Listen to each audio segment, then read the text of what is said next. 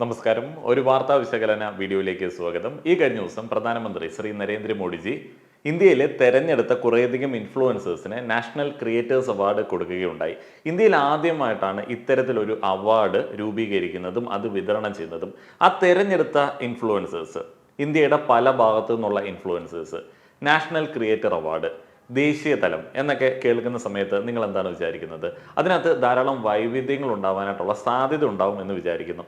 അങ്ങനെയാണ് വേണ്ടത്. ഒരു രാജ്യത്ത് ജീവിക്കുമ്പോൾ രാജ്യാന്തര തലത്തിൽ ശ്രദ്ധിക്കപ്പെടുന്ന, ആദരിക്കപ്പെടുന്ന കാര്യങ്ങളിലേക്ക് കടന്നു ചെല്ലുക എന്നുള്ളത് എല്ലാ പൗരന്മാരുടെയും ഒരു അവകാശമൊക്കെ തന്നെയാണ്. എന്നാൽ നാഷണൽ ക്രിയേറ്റേഴ്സ് അവാർഡിന്റെ കാര്യത്തിലേക്ക് വരുമ്പോൾ, നാഷണൽ ക്രിയേറ്റേഴ്സ് അവാർഡ് എന്നുള്ളതാണ് കേട്ടോ BJPയോ കോൺഗ്രസോ കൊടുക്കുന്ന പ്രത്യേക പുരസ്കാരങ്ങളൊന്നുമല്ല, നാഷണൽ ക്രിയേറ്റേഴ്സ് അവാർഡാണ്.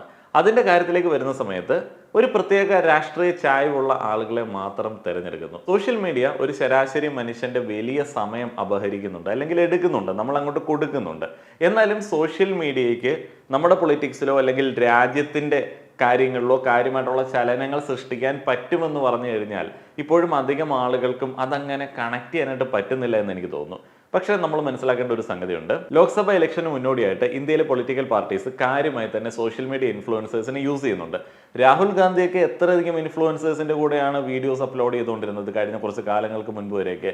ഇപ്പോഴുള്ള ഒരു ചലഞ്ച് എന്താണെന്ന് വെച്ച് കഴിഞ്ഞാൽ കോൺഗ്രസിന്റെ ഫണ്ട് മരവിപ്പിച്ചിരിക്കുകയാണ്. BJPക്ക് കാര്യമായിട്ട് തന്നെ ഫണ്ടുണ്ട്. ഇലക്ട്രൽ ബോണ്ടിന്റെ ആ ഒരു വിവാദം വരികയും കോൺഗ്രസിന്റെ അക്കൗണ്ടുകൾ ഫ്രീസായി പോവുകയും ഇലക്ഷൻ പ്രചാരണം നടക്കുന്ന ഒരു സാഹചര്യം നമ്മൾ അതിനോട് ചേർത്ത് വായിക്കുകയൊക്കെ ചെയ്യുന്ന സമയത്ത് മൊത്തത്തിൽ ഇത്തിരി ക്രൈസിസ് അവിടെയുണ്ട്. BJP കാര്യമായി തന്നെ ഇൻഫ്ലുവൻസേഴ്സിനെ കയ്യിലെടുക്കുന്നുണ്ട്. ഒളിഞ്ഞും തെളിഞ്ഞും ഒക്കെ നമ്മുടെ പല മാധ്യമങ്ങളും സംഘപരിവാറുകാർക്ക് കുഴലൂതുന്ന രീതിയിലേക്ക് വന്നിട്ടുണ്ട്. അപ്പോൾ ഇതെല്ലാം ഈ ഒരു കാലഘട്ടത്തിൽ സോഷ്യൽ മീഡിയയ്ക്ക് എത്രത്തോളം പ്രാധാന്യമുണ്ട് എന്ന് തെളിയിക്കുന്ന ചില സംഗതികളാണ്. ഇങ്ങനെ സോഷ്യൽ മീഡിയകൾ പൊളിറ്റിക്കൽ പാർട്ടികൾ യൂസ് ചെയ്യുന്ന സമയത്ത് കോൺഗ്രസോ BJPയോ അല്ലെങ്കിൽ വേറെ ഏതെങ്കിലും പാർട്ടികൾ, ആം ആദ്മിയോ അങ്ങനെയുള്ള ഏതെങ്കിലും പാർട്ടികൾ അവരുടെ ക്യാമ്പയിന് വേണ്ടി ഉപയോഗിച്ചിട്ടുള്ള ഇൻഫ്ലുവൻസേഴ്സിന് ഒരു അവാർഡ് കൊടുക്കുകയാണെന്നുണ്ടെങ്കിൽ ഓക്കെ, അത് അവരുടെ പേഴ്സണൽ ആയിട്ടുള്ള കാര്യമാണ്. എന്നാൽ രാജ്യം നാഷണൽ ക്രിയേറ്റേഴ്സ് അവാർഡ് എന്ന് പറഞ്ഞ കുറച്ച് അവാർഡുകൾ BJP ചായ്വുള്ള കുറച്ചധികം ആളുകൾക്ക് കൊടുക്കുകയാണെന്നുണ്ടെങ്കിൽ അത് അത്ര റൈറ്റ് ആണ് എന്ന് എനിക്ക് തോന്നുന്നില്ല. ഇനി അവാർഡ് കിട്ടിയ ആളുകളുടെ ലിസ്റ്റിലേക്ക് വരികയാണെന്നുണ്ടെങ്കിൽ നിങ്ങൾക്കൊക്കെ വലിയ വിയോജിപ്പുള്ള, നമുക്കൊട്ടും യോജിക്കാൻ പറ്റാത്ത കണ്ടന്റുകൾ അപ്ലോഡ് ചെയ്യുന്ന, പലതും ഫേക്ക് ആയിട്ടുള്ള കണ്ടന്റുകൾ അപ്ലോഡ് ചെയ്യുന്ന പല ആളുകളും ഈ ഒരു ലിസ്റ്റിൽ ഇടം പിടിച്ചിട്ടുണ്ട്. ഇതിൽ 23 കാറ്റഗറികളുണ്ട്. അതിൽ പ്രധാനപ്പെട്ടതിലേക്ക് വരികയാണെന്നുണ്ടെങ്കിൽ ആദ്യം തന്നെ new India champion award Abhi and Niyu. ഞാൻ ഒരു കാലത്ത് കണ്ടുകൊണ്ടിരുന്ന ഒരു ചാനലാണ്. പിന്നീട് ഇത്തിരി ബയാസ്ഡ് ആയിട്ട് പോകുന്നത് ശ്രദ്ധയിൽപ്പെട്ടതിന് ശേഷം കാണാറില്ലായിരുന്നു. ഓക്സ്ഫോർഡ് യൂണിവേഴ്സിറ്റിയിൽ പഠിക്കുന്ന ഹിന്ദു പെൺകുട്ടി, ഹിന്ദു ആയതുകൊണ്ട് കോളേജിൽ നിന്ന് പുറത്താക്കി എന്നുള്ള തരത്തിലുള്ള പ്രചാരണങ്ങൾക്ക് കൊഴുപ്പേകാനായിട്ട് അവരുടെ ഒരു കണ്ടന്റ് വന്നു. അതൊരു ഫേക്ക് ന്യൂസ് ആയിരുന്നു. അത് തെറ്റായി കൊടുത്ത ഒരു ന്യൂസായിരുന്നു. പല മാധ്യമങ്ങൾ ഷെയർ ചെയ്തു. ധ്രുവൊക്കെ ആ ഒരു പ്രശ്നത്തിൽ ഇടപെടുകയും അതുമായി ബന്ധപ്പെട്ട ഒരു ഡിസ്കഷൻ സോഷ്യൽ മീഡിയയിൽ വരികയും ഒരു പോർവിളിയിലേക്കൊക്കെ പോവുകയും ചെയ്തു. ഇൻഫ്ലുവൻസേഴ്സിന്റെ പൊതുവായിട്ടുള്ള ഒരു ന്യൂനതയാണത്. അതിപ്പോൾ ഞാനാണെങ്കിലും അബി ആൻഡ് നിയു ആണെങ്കിലും ധ്രുവ ആണെങ്കിലും ആഫ്റ്റർ ഓൾ എല്ലാവരും വ്യക്തികളാണ്. ഒരു മാധ്യമ സ്ഥാപനം ഒരു കാര്യത്തെ സമീപിക്കുന്നത് പോലെ വ്യക്തികൾ ഒരു കാര്യത്തെ സമീപിക്കുമ്പോൾ അത്രയധികം ട്രാൻസ്പെറൻസി ഇതിലുണ്ടാവില്ല. അപ്പോൾ അബി ആൻഡ് നിയുവിൻ്റെ ഉദ്ദേശ ലക്ഷ്യങ്ങളെ കുറിച്ചിട്ടും നമുക്ക് അത്ര ഐഡിയ ഇല്ല. അതുകൊണ്ട് തന്നെ social media influencers video upload ചെയ്യുന്ന സമയത്ത് ഇതിപ്പോൾ ആരാണെങ്കിലും, ഇപ്പം ഞാനാണെങ്കിലും ആരാണെങ്കിലും കാണുന്ന ആളുകൾ അതൊരു കമ്പാരിസന് വിധേയമാക്കേണ്ടതുണ്ട്. അത് അബി ആൻഡ് നിയുവിൻ്റെ കേസ്. അപ്പോൾ ഇവർക്ക് ആ ഒരു അവാർഡ് കൊടുത്തതിൻ്റെ പിന്നിലും വ്യക്തമായിട്ടുള്ള രാഷ്ട്രീയമുണ്ട്. കാരണം ഇവരെക്കാളും മികച്ച രീതിയിൽ സോഷ്യൽ മീഡിയയിൽ ഇതേ ടോപ്പിക്കുകൾ കൈകാര്യം ചെയ്യുന്ന ചാനലുകൾ ഇഷ്ടം പോലെ ഉണ്ട് എന്നുള്ളത് നിങ്ങൾക്കറിയാം. സോച്ച് ഒരു ചാനലാണ്, അതേപോലെ തന്നെ ദേശഭക്ത് ഒരു ചാനലാണ്, ഇവൻ ധ്രുവ് ഒരു ചാനലാണ്. അപ്പോൾ അബി ആൻഡ് നിയു ആണ് ന്യൂ ഇന്ത്യ ചാമ്പ്യൻ അവാർഡിന് അർഹരായിട്ടുള്ള ആളുകൾ. ധ്രുവിനൊന്നും ആ ഒരു ഏരിയയിലേക്ക് അടുപ്പിക്കില്ല. അതിനകത്ത് ഏറ്റവും എനിക്ക് യോജിക്കാൻ പറ്റാത്തൊരു അവാർഡാണിത്. Best story teller award Keerthika Govindaswamy. ശരിയാണ്, യോജിക്കാം. എങ്ങനെ യോജിക്കാം? അവർ പറയുന്നത് സ്റ്റോറിയാണ് എന്ന് നമ്മളങ്ങ് സമ്മതിക്കുകയാണെന്നുണ്ടെങ്കിൽ, അല്ലെങ്കിൽ അവർ സമ്മതിക്കുകയാണെന്നുണ്ടെങ്കിൽ ഞാൻ യോജിക്കാം. അവർ ഹിസ്റ്ററി എന്ന് പറഞ്ഞ് അവരുടെ മൈൻഡിലുള്ള കഥകൾ നമ്മളുടെ മുൻപിലേക്ക് ഇടുന്ന സമയത്ത് നമുക്കതിനോട് യോജിക്കാൻ പറ്റില്ല. കീർത്തിക ഒരു തമിഴ്നാടുകാരിയാണ്. അപ്പോൾ തമിഴ് വംശജയായിട്ടുള്ള അദ്ദേഹത്തിൻ്റെ കണ്ടന്റുകൾ മുഴുവനും ഹിന്ദുത്വയ്ക്ക് വേണ്ടി മാറ്റിവെച്ചിരിക്കുകയാണ്. ഹിന്ദുത്വ ആശയങ്ങൾ പ്രചരിപ്പിക്കാൻ വേണ്ടി മാറ്റിവെച്ചിരിക്കുകയാണ്. സിംപിളി പറയുകയാണെന്നുണ്ടെങ്കിൽ ഒരു പിന്നു മുതൽ റോക്കറ്റ് വരെയുള്ള കാര്യങ്ങൾ പുരാണങ്ങളിൽ നിന്ന് എടുത്തിട്ടുള്ളതാണ് എന്നുള്ളതിന് സയന്റിഫിക് ആയിട്ടുള്ള എവിഡൻസുകൾ ഹിസ്റ്ററി വെച്ചിട്ട് ഹാജരാക്കാനായിട്ട് കീർത്തി റെഡിയാണ്. അതാണ് കീർത്തി ഹിസ്റ്ററി എന്ന് പറയുന്ന ചാനൽ. എന്നാൽ ഇപ്പോഴുള്ള BJPയുടെ ആ ഒരു ടോട്ടൽ ഹിന്ദുത്വവൽക്കരണത്തിന് നല്ല സപ്പോർട്ട് കൊടുക്കാൻ പറ്റുന്ന കണ്ടന്റാണ് കീർത്തികയുടെ. വികാരം വെച്ചിട്ട്, മതവികാരം വെച്ചിട്ട്, സദാചാരം വെച്ചിട്ടൊക്കെയാണല്ലോ BJP അധികാരം കൈയാളുന്നത്. അപ്പോൾ അതിന് പറ്റുന്ന തരത്തിലേക്ക് ഇവർ കണ്ടന്റ് ഇടും.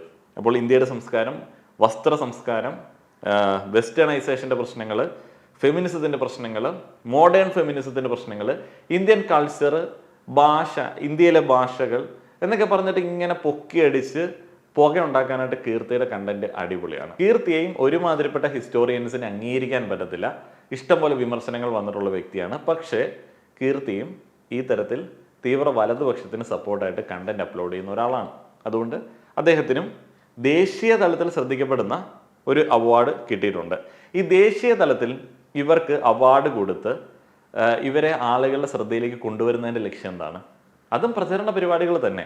പക്ഷേ അതിൻ്റെ പേര് നാഷണൽ ക്രിയേറ്റേഴ്സ് അവാർഡ് എന്നുള്ളതാണ്. Keerthika Govindaswamy, known for her YouTube channel Keerthi history, was awarded the best story teller award. She tells stories from Indian history which are not covered in school text books. Apart from historical facts, the woman from Tamil Nadu also provides life lessons for the new generation. School പാഠപുസ്തകത്തിലില്ലാത്ത എന്നാൽ കുത്തിക്കയറ്റാനായിട്ട് ശ്രമിക്കുന്ന നമ്മുടെ കുറച്ച് history ഉണ്ടല്ലോ, സംഘപരിവാറുകാരുടെ ആഗ്രഹപ്രകാരമുള്ള history, അതാണ് കീർത്തി അടിച്ചുവിടുന്ന സാധനം. അതിലേറ്റവും പ്രോബ്ലമാറ്റിക് ആയിട്ടുള്ളത് ഇവർ കൂടുതലും കണ്ടന്റിനകത്ത് എപ്പോഴും പറയുന്ന ഒരു സംഗതിയുണ്ട്, മുസ്ലിം അധിനിവേശം, അതിനുശേഷം നമുക്ക് കൈമോശം വന്ന നമ്മുടെ സംസ്കാരം, തകർക്കപ്പെട്ട നിർമ്മിതികൾ, ഇതിനെക്കുറിച്ചിട്ടൊക്കെയാണ് അടിച്ചുവിടുന്നത്. അറിയാലോ, മറ്റേ രാമക്ഷേത്രത്തിൻ്റെയൊക്കെ ബാക്ക്ഗ്രൗണ്ട് വെച്ച് നോക്കുമ്പോഴത്തേന് കീർത്തിയൊക്കെ വെച്ചുകൊണ്ടിരിക്കേണ്ട ആവശ്യമുണ്ട്. Disruptor of the year Ranveer Allahbadia, beer biceps. Beer biceps എന്ന് പറയുന്ന ചാനലിലെ രൺവീർ എങ്ങനെയാണ് ഈ ഒരു അവാർഡിന് അർഹനാവുന്നത്?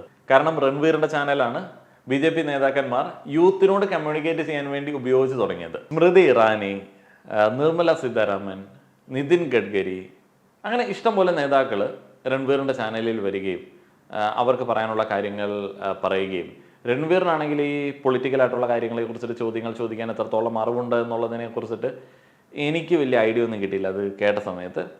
പുള്ളിയുടെ പരിപാടി എന്ന് പറയുന്നത് പുകഴ്ത്തുക, അവരെ ഇങ്ങനെ വാഴ്ത്തുക എന്നുള്ള പരിപാടിയാണ്. ഇപ്പോൾ രൺവീറിൻ്റെ ചാനൽ അവരങ്ങനെ കുറച്ച് നാളുകളായിട്ട് ഉപയോഗിക്കുന്നുണ്ട്. അതുകൊണ്ട് രൺവീറും ഈ ഒരു അവാർഡിന് അർഹനായി. അതേപോലെ രൺവീറിൻ്റെ ഒരു പ്രത്യേകത എന്താണെന്ന് വെച്ച് കഴിഞ്ഞാൽ, രൺവീറിൻ്റെ ഒരു കരിയർ എടുത്ത് നോക്കുകയാണെന്നുണ്ടെങ്കിൽ, യൂട്യൂബ് കരിയർ എടുത്ത് നോക്കുകയാണെന്നുണ്ടെങ്കിൽ, ആദ്യം ബോഡി ബിൽഡിങ്, ഫിറ്റ്നസ്, ഡയറ്റ് പോലുള്ള കാര്യങ്ങളായിരുന്നു. അത് കഴിഞ്ഞപ്പോഴത്തേന് ആ ഒരു ഫീൽഡിൽ ഇഷ്ടംപോലെ ആളുകൾ വന്നപ്പോഴത്തേന് രൺവീർ ഒന്ന് മാറ്റിപ്പിടിച്ച് എങ്ങനെയാണെന്ന് വെച്ച് കഴിഞ്ഞാൽ, അദ്ദേഹത്തിനുണ്ടായ ബ്രേക്കപ്പ്, ഡിപ്രഷൻ, അങ്ങനെയുള്ള കാര്യങ്ങളിൽ നിന്ന് അദ്ദേഹം ഓവർകം ചെയ്ത ചില വഴികൾ. ആ വഴികൾ എന്താണ്? കുറച്ചുകൂടെ ഒരു ആത്മീയതയുടെ വഴിയിൽ പറയുന്ന സെമൻ റിട്ടൻഷൻ പോലുള്ള കാര്യങ്ങളെ കുറിച്ചിട്ട് ഫോക്കസ് ചെയ്ത് പറയുന്ന, ബ്രഹ്മചര്യത്തെ കുറിച്ചിട്ട് സംസാരിക്കുന്ന ഒരു രീതിയിലൊക്കെ പറഞ്ഞ് ഞാൻ അങ്ങനെയൊക്കെ പ്രാക്ടീസ് ചെയ്യുന്ന ഒരാളാണ് എന്നൊക്കെ പറഞ്ഞ് വേറൊരു രീതിയിലേക്ക് വന്നു. പിന്നീട് അദ്ദേഹം ഈ ആൾ ദൈവങ്ങളിലൊക്കെ ഒരു മൂഡിലുള്ള ഒരു അപ്രോച്ചാണ്. അപ്പോൾ ആ തരത്തിൽ ഈ ഭക്തി മാർഗത്തിൽ അല്ലെങ്കിൽ ആത്മീയതയുടെ ആ ഒരു നിറവിൽ ബിസിനസ് ചെയ്തിട്ടുള്ള വിജയികളായിട്ടുള്ള ആളുകളെ ആ ഒരു പങ്ക്തിയിലേക്ക് കൊണ്ടുവരാനായിട്ട് തുടങ്ങി. അതിനുശേഷം സെലിബ്രിറ്റീസ് വരാൻ തുടങ്ങി. പിന്നീടാണ് ഈ ഒരു BJPക്കാരൊക്കെ വരുന്നത്. ഇപ്പോഴും ഭക്തി മാർഗത്തിലെ കാര്യങ്ങൾ അപ്രോച്ച് ചെയ്യുന്ന, ഇന്ത്യൻ കൾച്ചർ എന്ന് BJPക്കാർ പറയുന്ന ആ ഒരു സംഭവത്തിന് കൂടുതൽ പ്രാധാന്യം കൊടുക്കുന്ന ഒരാളാണ് രൺവീർ. അപ്പോൾ ബിയർ ബൈസെപ്സ് തന്നെ ആ ഒരു അവാർഡിന് അർഹനായിട്ടുള്ള ഒരാൾ. വേറെ ഒരു ക്രിയേറ്റേഴ്സും ഇല്ല കേട്ടോ. ബിയർ ബൈസെപ്സ് മോശമാണ് എന്നുള്ളതല്ല ഞാൻ പറഞ്ഞത്, ഇഷ്ടംപോലെ ക്രിയേറ്റേഴ്സ് വേറെ ഉണ്ടായിരുന്നു. അപ്പോഴാണ് സ്റ്റോറി ടെല്ലിങ്ങിന് കീർത്തിയൊക്കെ കൊടുത്തില്ല അല്ലേ. ഇപ്പൊ ബിയർ ബൈസെപ്സ് ഭേദം തന്നെ. Green champion award Pankti Pandey, അത് കറക്റ്റാണ് കേട്ടോ. കാരണം അദ്ദേഹത്തിന്റെ ഒരു ഡോക്യുമെന്ററി ഞാൻ കണ്ടിരുന്നു. Pankit Pandey is a practitioner of zero waste living and an advocate for slow fashion and slow food. She creates content providing simple do-it-yourself techniques and hacks through which people can make sustainable choices in their daily life. എന്ന് വെച്ചാൽ നമ്മൾ ഉപയോഗശൂന്യമെന്ന് കരുതി കളയാനിരിക്കുന്ന സാധനങ്ങളിൽ നിന്ന് മറ്റ് ചില സംഭവങ്ങളൊക്കെ നിർമ്മിക്കുക. വസ്ത്രത്തിൽ നിന്ന് ബാഗ് ഉണ്ടാക്കുക, അങ്ങനെയൊക്കെയുള്ള ചില സംഭവങ്ങൾ. അടുത്തത് best creative for social change, Jaya Kishori. Best creative for social change, സാമൂഹ്യ മാറ്റത്തിന് വേണ്ടിയുള്ള വലിയ സംഭാവനകൾ നൽകിയ ഇൻഫ്ലുവൻസർ ആരാണ്? ജയ കിഷോരി എങ്ങനെയാണ് സാമൂഹ്യ മാറ്റത്തിന് വേണ്ടിയുള്ള സംഭാവനകൾ നൽകിയത്? അദ്ദേഹം രാമായണവും ഭാഗവതവും ഒക്കെ ഇരുന്ന് വായിച്ചിട്ട് അതിനകത്ത് അന്തസത്ത ഉൾക്കൊണ്ടിട്ട് ഉപദേശങ്ങൾ നൽകും. എന്ന് പറഞ്ഞാൽ നമ്മുടെ നാട്ടിലെ ഭാഗവത പാരായണം പോലുള്ള പരിപാടികളൊക്കെ യൂട്യൂബിലൊക്കെ ചെയ്യുന്ന അത്യാവശ്യം ഫോളോവേഴ്സൊക്കെ ഉണ്ട്, വലിയ ആളാണ്. അപ്പോൾ അങ്ങനെയുള്ള ഒരാളാണ്. അപ്പോൾ സോഷ്യൽ ചേഞ്ചിന് വേണ്ടി ഈ ഗ്രന്ഥങ്ങൾ, മതപരമായ ബന്ധമുള്ള ഗ്രന്ഥങ്ങൾ വെച്ചിട്ടുള്ള കാര്യങ്ങൾ പറയുന്ന ഒരാളും നാഷണൽ ക്രിയേറ്റേഴ്സ് അവാർഡിന് അർഹയാണ്. ഓക്കെ, എത്രയോ മതപണ്ഡിതന്മാരുണ്ടായിരുന്നു മറ്റു മതത്തിലൊക്കെ. അവർ സോഷ്യൽ ചേഞ്ച് ഉണ്ടാക്കില്ലല്ലോ അല്ലേ. Most impactful agri creator Lakshya Dabas. Lakshya Dabas received the most impactful agri creator for his work on improving agricultural practices with the use of innovation and technology. Lakshya Dabas, along with the brother Mrinal Dabas, are farmers known for their organic farming. Mrinal is an engineer and Lakshya holds a master's degree in environment and development. They sell their organic produce under the brand Organic Acre, and products are delivered to customers' doorstep within 12 hours of harvesting. അത് നല്ലൊരു ഇനിഷ്യേറ്റീവാണ് കേട്ടോ. Cultural ambassador of the year Maithili Thakur. Maithili Thakur cultural ambassador of the year ആവുന്നത് എങ്ങനെയാണ്? അദ്ദേഹവും കാര്യമായിട്ട് അദ്ദേഹത്തിൻ്റെ social media പ്ലാറ്റ്ഫോംസിൽ upload ചെയ്യുന്ന കണ്ടന്റുകൾ, അല്ലെങ്കിൽ അദ്ദേഹത്തിൻ്റെ കലാപരമായിട്ടുള്ള കഴിവുകൾ എല്ലാം മറ്റേ പാരായണമല്ല, ഈ ദൈവസ്തുതികളാണ്. അപ്പോൾ ഭക്തി ഗാനങ്ങൾ, അതുമായി ബന്ധപ്പെട്ട പെർഫോമൻസുകൾ കൂടുതലായി കാഴ്ചവെക്കുന്നത് കൊണ്ടായിരിക്കാം. ഇന്ത്യയുടെ കൾച്ചർ ഭക്തിയാണല്ലോ. അപ്പോൾ culture ambassador of the year Maithili താക്കൂറായിട്ട് വന്നത്. Best international creator award Kili Paul, Drew Hicks and Cassandra Mae Spittmann. അത് പിന്നെ നമ്മുടെ നാട്ടിലുള്ള ആൾക്കാർക്കല്ല. ഇനിയിപ്പോൾ best travel creator Kamiya Jani. Kamiya Jani മറ്റേ കേളി ടൈൽസ് എന്ന് പറയുന്ന ചാനലിലെ ഹോസ്റ്റായിട്ട് വരാറുള്ള ചങ്ങായി. ഇപ്പോൾ കാമിയ ഇടയ്ക്ക് എന്തോ ഒരു കോൺട്രവേഴ്സിയിൽ പെട്ടിട്ടുണ്ടായിരുന്നു. ബീഫ് കഴിച്ചെന്നോ കണ്ട് പറഞ്ഞിട്ടുള്ളൊരു കോൺട്രവേഴ്സിയിൽ. പക്ഷെ കാമിയെ തിരഞ്ഞെടുക്കുന്നതിൻ്റെ കാര്യം എന്താണെന്ന് വെച്ച് കഴിഞ്ഞാൽ, ഇന്ത്യ റെപ്രസെൻ്റ് ചെയ്യുന്ന സമയത്ത് കൂടുതലായിട്ടുള്ള അമ്പലങ്ങളെ കാണിക്കുന്ന, അതും വ്യക്തമായിട്ട് അന്യ നാട്ടുകാർക്ക് പറഞ്ഞു കൊടുക്കുന്ന തരത്തിലേക്ക് അമ്പലങ്ങളെ കാണിക്കുന്ന ഒരാൾ കാമിയാണ്. ബാക്കിയുള്ള ഇന്ത്യയിലെ ബാക്ക് പാക്കേഴ്സ്, ട്രാവലേഴ്സ്, വ്ളോഗേഴ്സ് ഒന്നും ഈ അമ്പലങ്ങളെ കൂടുതലായിട്ട് അങ്ങ് ഫോക്കസ് ചെയ്ത് അങ്ങനെ ബൂസ്റ്റ് ചെയ്യുന്നില്ല. അപ്പം കേളി ടൈൽസിനെ അല്ലെങ്കിൽ കാമിയുടെ ചാനലിനെ, കമ്പനീനെ ഒന്ന് ബൂസ്റ്റ് ചെയ്യേണ്ടതും പ്രചാരണ പരിപാടികളുടെ കൂടെ നിർത്തേണ്ടതും ഗവൺമെൻറ്റിൻ്റെ ഒരു ആവശ്യമാണ്. അതേപോലെ അവർക്കെതിരെ ഇങ്ങനെ ഒരു RSSന്റെ ഒരു സൈബർ ആക്രമണം വന്ന സ്ഥിതിക്ക് അതേതോ അമ്പലത്തിലെ പ്രസാദവുമായി ബന്ധപ്പെട്ട ഒരു സംഗതിയായിരുന്നു. അപ്പോൾ അതുകൊണ്ട് തന്നെ കാമിയെ തിരഞ്ഞെടുത്തു. Tech creator award Technical Guruji Gaurav Chaudhary. Gaurav ചൗധരിയൊക്കെ ശരിക്കും പറഞ്ഞാൽ എനിക്ക് തോന്നുന്നു ഇത്തിരി ഔട്ട്ഡേറ്റഡ് ആയിപ്പോയെന്ന് തോന്നുന്നു. ഞാൻ അദ്ദേഹത്തിൻ്റെ വീഡിയോസ് കാണാറുണ്ടായിരുന്നു, ഇപ്പോൾ ഇല്ല, കുറേ കാലമായിട്ട് ഇപ്പോൾ ഇല്ല. അദ്ദേഹത്തിന് മില്യൺസ് ഓഫ് ഫോളോവേഴ്സ് ഉണ്ട്. പക്ഷേ വ്യൂസ് എന്ന് പറയുന്നത് പല ദിവസങ്ങളിലും നമ്മുടെ ചാനലിലെ വീഡിയോസിൻ്റെയൊക്കെ വ്യൂസൊക്കെയാണ് അദ്ദേഹത്തിന് കിട്ടുന്നത്. ടെക്നിക്കൽ ഗുരുജിയും ഇത്തിരി ആത്മീയതയൊക്കെയായി ബന്ധപ്പെട്ട് വീഡിയോ ഒക്കെ അപ്ലോഡ് ചെയ്യുന്ന സമയത്ത് അതിനകത്ത് കൂടുതലായിട്ടും ദൈവങ്ങളെയൊക്കെ പ്രകീർത്തിക്കുന്ന ഒരു വ്യക്തിയാണ്. അപ്പോൾ ടെക്നിക്കൽ ഗുരുജി ഓക്കെയാണ്. സ്വച്ഛത അംബാസഡർ അവാർഡ് മൽഹർ കലംബെ. അദ്ദേഹമാണ് ഈ ബീച്ചിലെ ക്യാമ്പയിനുകൾ കൂടുതലായിട്ട് 2017 മുതൽ ഇന്ത്യയിൽ ലീഡ് ചെയ്യുന്നത്. He uses social media to raise awareness about cleanliness and also to gather volunteers for cleanup campaigns. He is able to assemble general public, authorities, celebrities and corporate in his mission. Heritage fashion icon award Jhanvi Singh. വീണ്ടും അതിലേക്ക് തന്നെയാണ് വരുന്നത്. ജാൻവിയുടെ YouTube page എടുത്ത് നോക്കിയ സമയത്തും ഈ മറ്റേ രാമായണവും ഭാഗവതവും ഒക്കെ വെച്ചിട്ടുള്ള ഒരു കസർത്ത് തന്നെ, മറ്റേ നമ്മുടെ നാട്ടിലെ ആ ഒരു പാരായണം തന്നെ, അതിനകത്ത് ഉള്ള കാര്യങ്ങൾ ഇങ്ങനെ എക്സ്പ്ലെയിൻ ചെയ്തു തരിക, അതൊക്കെ തന്നെ. ഇത് ശരിക്കും പറഞ്ഞാൽ പുറത്തോട്ട് കൊടുക്കുന്ന ഒരു മെസ്സേജാണ്. ഇന്ത്യയുടെ കൾച്ചർ ഇതാണ്, ഇന്ത്യയുടെ ഐക്കൺസ് ഇവരാണ്, ഇന്ത്യ എന്ന് പറഞ്ഞാൽ ഇതാണ് എന്ന് പറഞ്ഞ് കൊടുക്കുന്ന ഒരു മെസ്സേജാണ്. Best health and fitness creator Ankit Baiyanpuria. Swachhata Hi Seva ക്യാമ്പയിൻ്റെ ഭാഗമായിട്ട് നേരത്തെ തന്നെ ഈ അങ്കിത് ബൈനാപൂരിയനെ ഇവർ കൂടെ കൂട്ടിയിരുന്നു. അപ്പോൾ അതുകൊണ്ട് തന്നെ അവർക്ക് best health and fitness creator എന്ന് പറയുന്ന അവാർഡ് കിട്ടിയിട്ടുണ്ട്. ബെസ്റ്റ് മൈക്രോ ക്രിയേറ്റർ, കുട്ടി creator Aridhaman. Aridhaman was given Best Micro Creator. He specializes in Vedic astronomy and ancient Indian wisdom. He explores astrology, spirituality and personal growth. കുറച്ച് വീഡിയോസേ ഉള്ളൂ. അത് പുള്ളി ഇത്തിരി കാവ്യൊക്കെ ഇട്ടിട്ട് മറ്റേ നമുക്ക് ഭക്തിപരമായിട്ടുള്ള കാര്യങ്ങളിലൊക്കെ ത്വാത്വികമായിട്ടുള്ളൊരു അവലോകനമൊക്കെ നടത്തി, മറ്റേ സംഭവം തന്നെ പുരാണങ്ങളിൽ നിന്നൊക്കെ എടുത്തിട്ടുള്ള സാധനങ്ങളൊക്കെ വെച്ചിട്ട് ഈ വേദമൊക്കെ പറയുന്ന ആൾക്കാരില്ലേ, വേദം ഓതുന്ന ആളുകൾ, ആ ഒരു ഗണത്തിൽപ്പെട്ട ആളാണ്. Best nano creator Piyush Purohit. Nano എന്ന് പറയുമ്പോൾ കുറച്ച് വലുത്. ഉത്തരാഖണ്ഡിൻ്റെ ഒക്കെ കൾച്ചർ കൂടുതലായിട്ടും മറ്റേ അമ്പലങ്ങൾ, ആചാരങ്ങൾ, ഉത്സവങ്ങൾ അതൊക്കെ ബന്ധപ്പെട്ട വ്ളോഗ്സ് ഒക്കെ ചെയ്യുന്ന ഒരു മനുഷ്യനാണ്. Aman Gupta, CEO of boat എന്ന് പറയുന്ന ഇലക്ട്രോണിക് ബ്രാൻഡിൻ്റെ ഇതാണ്. നമ്മുടെ ഷാർക്കിലൊക്കെ വരുന്ന ആളാണ്. അദ്ദേഹത്തിന് അവാർഡ് കിട്ടി. അത് അത്യാവശ്യം ബ്രാൻഡ് ചെയ്യാൻ പറ്റുന്ന ഒരു സംഗതിയാണ്. അതുമായി ബന്ധപ്പെട്ട സ്റ്റോറീസ് കുറേ നമ്മൾ കണ്ടിരുന്നു.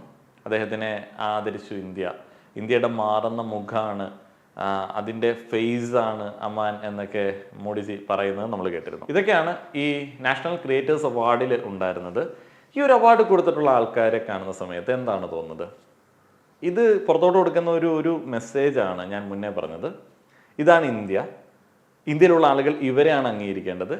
ഇന്ത്യയിലെ സോഷ്യൽ മീഡിയ ഇൻഫ്ലുവൻസേഴ്സ് എന്ന് പറഞ്ഞു കഴിഞ്ഞാൽ ഇതാണ്, ഇവരുടെ കണ്ടന്റാണ് നമ്മൾ കേൾക്കേണ്ടത്, അതാണ് ശരി എന്ന് പറയുന്ന ഒരു സംഭവമാണിത്. നിങ്ങളുടെ അഭിപ്രായങ്ങൾ അറിയാൻ ആഗ്രഹമുണ്ട്. നന്ദി.